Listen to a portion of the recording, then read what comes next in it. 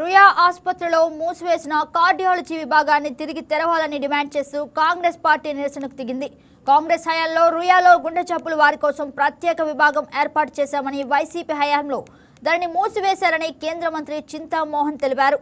జగన్ తండ్రి విగ్రహాలు పెట్టుకున్నారే తప్ప ప్రజల గుండె గురించి ఆలోచించలేదని, అలాగే చంద్రబాబు కూడా ఒట్టి మాటలు చెబుతున్నారని విమర్శించారు.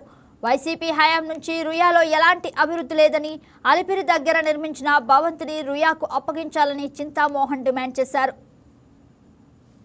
పుణ్యక్షేత్రంలో పేదవాడి గుండెకి ప్రమాదం వచ్చింది.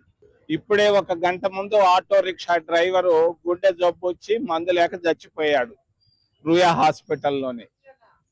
మేము వెంటనే డిమాండ్ చేస్తున్నాం, వెంటనే గుండె జబ్బుల హాస్పిటల్ మరి రుయాలో ప్రారంభించాలి. ఇప్పుడు గుంటూరులో ఉంది గుండె జబ్బులకు కానీ సూపర్ స్పెషాలిటీ హాస్పిటల్ ఉంది, విశాఖపట్నంలో ఉంది, కర్నూలులోనే ఉంది, తిరుపతి గవర్నమెంట్ జనరల్ హాస్పిటల్లో ఎందుకు సూపర్ స్పెషాలిటీ హాస్పిటల్ వైద్య సేవలు లేవు? చంద్రబాబు నాయుడు ఇక్కడ రుయా హాస్పిటల్లో ఆయన అపాయంలో ఉన్నప్పుడు ఇక్కడికి వచ్చి అడ్మిట్ అయ్యాడు. నేను అడుగుతున్నాను, చంద్రబాబు నాయుడు 15 సంవత్సరాల్లో ముఖ్యమంత్రిగా తిరుపతి రుయా హాస్పిటల్కి నువ్వేం చేశావు? ఊరికే మాటలు చెప్తే సరిపోద్దా? సంక్షేమం, అభివృద్ధి, అభివృద్ధి, సంక్షేమం మాట్లాడితే అక్కడ గుంటూరు అంటావు, లేకపోతే వైజాగ్ అంటావు. తిరుపతికి నువ్వేం చేసావా? నువ్వు పుట్టి పెరిగిన ప్రాంతం ఇది. నేను అడుగుతున్నాను చంద్రబాబు నాయుడిని సూటిగా, ఏప్రిల్ 1వ తారీఖు లోపల ఖాళీగా ఉన్నాయి బిల్డింగులు టీటీడీ, అక్కడ చిన్న పిల్లకాయల వార్డుల కొరకు అలిపిరి దగ్గర ఉన్న హాస్పిటల్ను రుయా హాస్పిటల్కి ఇచ్చేయండి.